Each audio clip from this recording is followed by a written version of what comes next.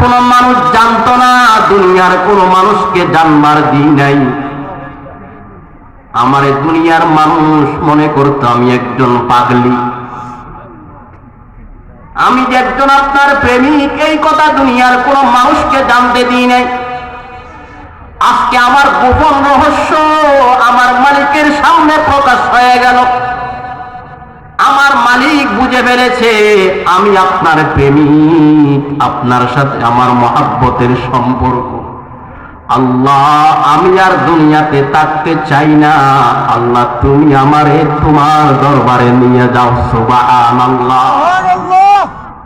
বাঁধি এমন দোয়া করতে দেরি হয়েছে, সাথে সাথে বিকট একটা আওয়াজ দিয়ে কালিমা পড়তে পড়তে দুনিয়ার থেকে বিদায় হয়ে গেল। সুবহানাল্লাহ।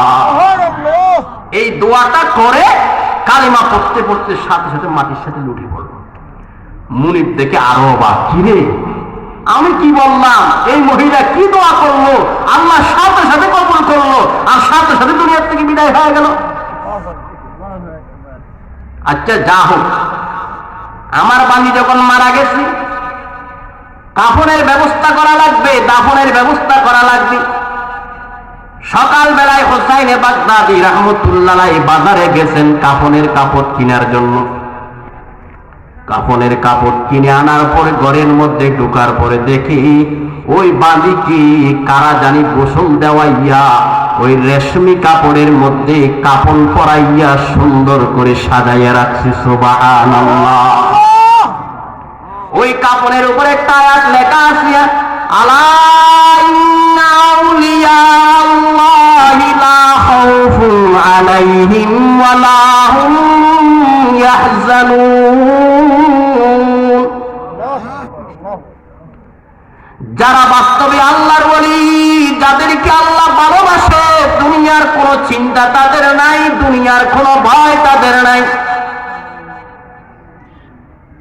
ওনারে দাফন করে দিলেন, তখন বুঝতে পারলেন এই বাঁধি আসলে পাগল না, সেই হলো আল্লাহর বড় ওলি।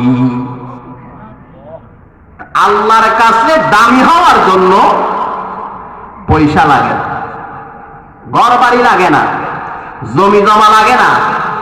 মানুষের কাছে দামি হতে হলে বিল্ডিং বাড়ির মালিক হতে হবে, জমি জমার মালিক হতে হবে, টাকা পয়সা টাকা লাগবে, তখন আমার সালাম করবে, আমার সম্মান করবে, সেলুট দিবে। কিন্তু আমি যদি হই ফকির, আমার কাছে টাকা নাই, পয়সা নাই, কারো কাছে 5 পয়সার দাম হয়, ঠিক কিনা? টাকা থাকলে দাম, টাকা না থাকলে দাম। আমার আল্লাহর কাছে টাকা থাকলে দাম, টাকা না থাকলে দাম নাই এমন নয়। আল্লাহর কাছে দাম হলো এমন একটা অন্তরের মালিক যদি তুমি হতে পারো, যে অন্তরের মধ্যে আল্লাহর ভয় দিয়ে ভরপুর থাকবে, আল্লাহর ভালোবাসা দিয়ে ভরপুর থাকবে, এমন একটা অন্তরের মালিক যদি তুমি হতে পারো, রিকশাওয়ালা হওয়ার পরে তুমি আল্লাহর কাছে দামি হয়ে যাবে, ঠিক কিনা? হযরত বেলাল হাবশী রাদিয়াল্লাহু তাআলা আনহু গোলামের সন্তান, গোলাম, টাকার মালিক নয়, ঘরের মালিক নয়, জায়গার মালিক নয়, ঘর বাড়ি নাই, কিছু নাই। তার চেহারার কোয়ালিটিও সুন্দর না, এত বিশ্রী চেহারার মালিক ছিল। কুসকুসে কালো চেহারা, ওড়নাটা মোটা মোটা। কোনো মানুষ ওনার সামনে কথা বলতে চাইতো না, কোনো মানুষ পাশে বসতে চাইতো না, কোনো মানুষ তার সাথে মুসাফাহা করতে চাইতো না। সমাজের মধ্যে 5 পয়সার দাম ছিল না।